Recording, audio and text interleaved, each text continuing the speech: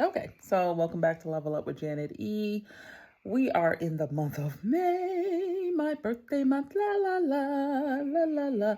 I am turning 50 this month. I'm so excited about that because I love nice round numbers. My favorite number is the number five, and then I love the number zero just because it's a nice, big, fat, round number. But anyway, so I thoroughly am looking forward to my 50th birthday and being able to take some time off. I'm going to be traveling with family, so just looking forward to all of that.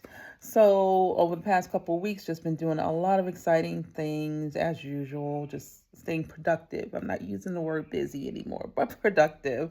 So went to a film festival for in Charlotte for the Greatest Gift short film. I attended or went to a workshop for filmmaking with one of the studios that's around here in Atlanta, Georgia. So a lot of great things happening. I will keep you posted on any updates on anything as always, but God is in control. So just want to let you know that God is in control of everything. So as you go through life, know that God's got you in the palm of his hand and is taking care of everything. So speaking of that, let's talk about the subject for a Level Up with Janet E today. So it's about, I had it two ways, but trust through the crush or trusting the crushing. Either one. Same thing. It's about how even when you're being what you feel like crushed and bruised and pressed in, that God is doing something through you, for you, and by you in order to get something out to the world. So let's go into the Bible. You know, I always start at our trusty Bible to make sure that we are having a strong foundation for everything. So Second Corinthians 4, and we'll go and start at verse 8. So it says, we are troubled on every side, yet not distressed. And this is King James Version. We are troubled on every side, yet not distressed. We are perplexed, but not in despair. Persecuted, but not forsaken. Cast down, but not destroyed. Always bearing about in the body the dying of the Lord Jesus, that the life also of Jesus might be made manifest in our body. For we which live are always delivered unto death for Jesus' sake, that the life also of Jesus might be made manifest in our mortal flesh. So then death worketh in us, but life in you. We have the same spirit of faith, according as it is written, I believe, and therefore I have spoken. We also believe, and therefore speak. So it goes on from there, and I wanted to focus on verse 16 says, for which cause we faint not, but through our outward man we perish, yet the inward man is renewed day by day. For our light affliction, which is but for a moment, work it for us a far more exceeding and eternal, weight of glory, while we look not at the things which are seen, but at the things which are not seen. For the things which are seen are temporal, but the things which are not seen are eternal. So just want to go over that again because I think it's so important. That's kind of the crux of what we'll be talking about in the next couple minutes because I'm trying to keep it short on this one. But what we go through, what God puts us through, or not even puts us through, what we go through in life. And some of it is what God puts us through in order to refine us, to get us ready for our next level, in order, or to take stuff out of us, that purge stuff out of us that's not going to bring us up to that next level. All those things are to make us better, to bring us closer to Him, to bring us closer to our purpose. So we cannot faint not, though the outward man perish. So though the way that we are, our flesh perishes, the inward man is renewed day by day. So no matter what's going on the outside with us in terms of the purging, the refining, to make us pure gold and pure silver, the inward man, that's what's going to be refreshed at the end of the day. It's going to be refreshed day by day. So it is a day by day process. It's not going to happen overnight. And even when it happens overnight, you're going to have to start the next day to make sure that you're refreshing yourself again. It is a day by day process. And that's for all of us, from the newest saint to the oldest saint that's been, sanctified for 25 years. It's a day by day process. God says we take up our cross daily, and we have to do that. We have to die to self daily. That is a daily process. And I say, honestly, it's a minute by minute, second by second process, because 1 minute you could be just normal, just thinking like normal things. And the next thing you could be confused. You could be like depressed, whatever's going in your mind. We're going to bind that up in the name of Jesus. And devil, you can't have my thoughts, and you can't have my voice, and you can't have my joy.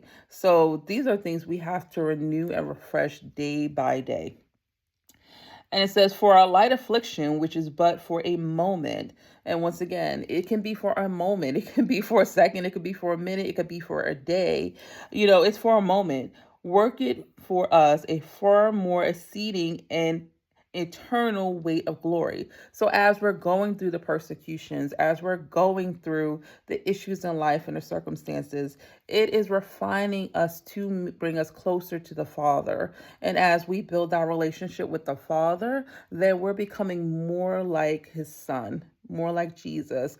And our character is changing from the inside out. As our character is changing from the inside out, we're starting to reveal and be revealed into the likeness of who he is. So as we become who we are, we see more and more of who he is. And then we can bring that out to the world, wherever we are, whether it's the marketplace or it's the supermarket, wherever we are, we're going to now have that character in us, because it's not about us anymore. It's about him and his character. And it says, while we look not at things which are seen, so not looking at things that are happening right now, things that are going on right now in the natural, but at the things which are not seen. We're not looking at just our circumstances. We're looking at faith. We're looking at hope. We're looking at joy. We're looking at peace. We're looking at all the things, the fruits of the Spirit, that will keep us bound to God, bound to his word, bound to his faith, bound to his foundation, bound to everything that will hold us up and keep us on the right path. And then finally it says, for the things we see, for the things which are seen are temporal. So once again, those things are temporary. Just like they said here, the light affliction is but for a moment. So these things are temporary. So even with Job and his, issue, I think it was, 10 months that he went through that. So even though there's a whole book about how he was afflicted and, lost friends and lost money and lost, family, everything, and everybody turned against him, that was still only for a moment, a season. So even if you're going through something, it's only for a season. And God knows what you're going through, and he's there for you. So trust that the crushing, whatever is going on, is only for a season and is for your good in most ways, in order to get you refined, in order to bring you closer to him and bring you to that next level. And it says, finally, for the things which are seen are temporal, but the things which are not seen are eternal. So the eternal is what? Your relationship with God. The eternal is what? The character of Jesus that's going to come into you and build you up as you're being refined and persecuted and being able to go through and see the other side of what you're dealing with. See the light on the other side. That's the joy, and that's the peace, and that's the promise of God, that you're going to make it through the other side. And you're not only going to make it, you're going to make it well through the other side. You're going to make it triumphantly to the other side and be able to pull others out of the fire too, as with your testimonies and with your message and with your story. So please trust in the crush.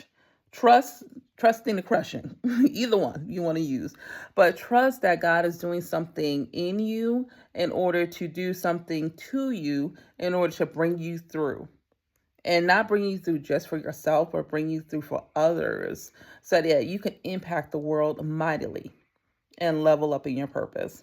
All right, I love you. I level up lovelies. This went a little longer than I wanted, but God is doing a new thing always. So I'm gonna let him do what he needs to do. Use me, Lord. So, but I want you to have a great Memorial Day weekend. I'm gonna have a great birthday. I'll have some pictures showing the next time on Level Up with Janet E. But I love you to life and stay blessed through the crush. All right, love you.